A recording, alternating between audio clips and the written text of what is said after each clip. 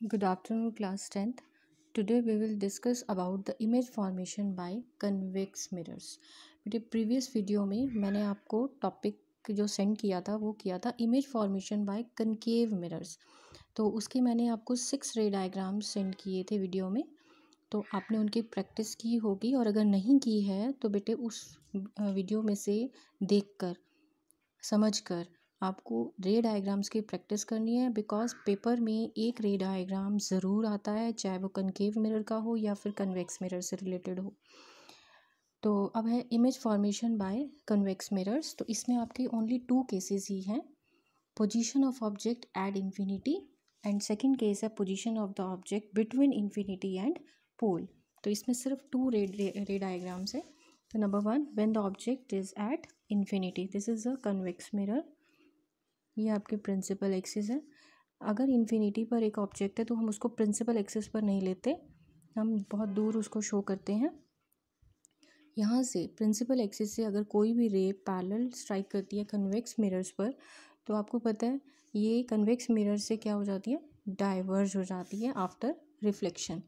ये कहीं पर भी मीट नहीं करती। तो हम क्या करते हैं, एक और रे लेते हैं जो कि डाइवर्ज हो रही है आफ्टर स्ट्राइकिंग द मिरर, लेकिन अब ये कहीं पर भी मीट नहीं कर रही। और मैंने आपको बताया था कि जब रेज आपस में मीट करती हैं तो ही आपको इमेज मिलेगी ऑब्जेक्ट की, लेकिन अब ये मीट नहीं कर रही हैं। तो हम क्या करते हैं, इसको बैकवर्ड प्रोड्यूस करते हैं कि अगर ये मीट करती हैं तो इस पॉइंट पर मीट करेंगे, और इस पॉइंट को हम क्या बोलेंगे, फोकस। फोकस क्यों बोलेंगे, बिकॉज हमारी रेज कैसी थी, पैरेलल थी, और पैरेलल रेज जो होती है वो हमेशा फोकस में से ही क्रॉस करती हैं।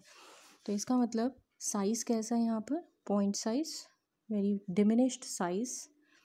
Nature back of the mirror मिली है, मिरर के बिल्कुल पीछे मिली हुई है, in front of the mirror नहीं है, इसीलिए हम इसको बोलेंगे वर्चुअल एंड इरेक्ट। इरेक्ट का मतलब सीधा। जैसी ऑब्जेक्ट होगी वैसे ही आपको इमेज भी दिखाई देगी, सेम पोजीशन में।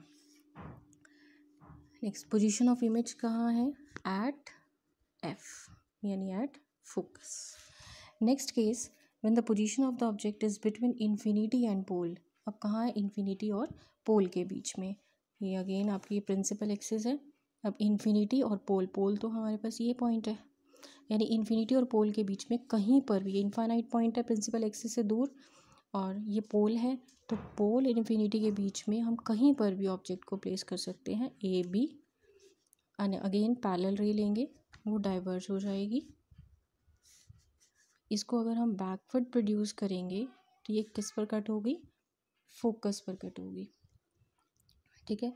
और अनदर रे प्रिंसिपल एक्सिस के ऊपर जो पोल था, पोल से थोड़ा सा ऊपर ये इस मिरर पर स्ट्राइक करेगी, और जिस पाथ पर आ रही होगी उसी पाथ से वापस चली जाएगी। अगर उसी पाथ से वो वापस चली जाती है तो इसका मतलब ये किस में से निकल रही होगी, सेंटर ऑफ कर्वेचर से, यानी सी से। अब इसको बैकवर्ड प्रोड्यूस करेंगे तो ये सी से क्रॉस करेगी। इसका मतलब ये पॉइंट आपका कटिंग पॉइंट है, जहाँ पर दोनों की दोनों रेज आपस में मीट कर रही हैं, जस्ट बिफोर एफ, फोकस से थोड़ा सा पहले, यानी पी और एफ के बीच में। ये आपकी इमेज बन रही है ए डैश बी डैश, ठीक है। इसका मतलब पोजीशन ऑफ द इमेज कहाँ मिलेगी हमें, बिटवीन पी एंड एफ, यानी पोल एंड फोकस। साइज़ कैसा मिल रहा है, बहुत स्मॉल साइज़ मिल रहा है, ये स्मॉल साइज़। नेचर कैसा है, मिरर के बिहाइंड मिरर है।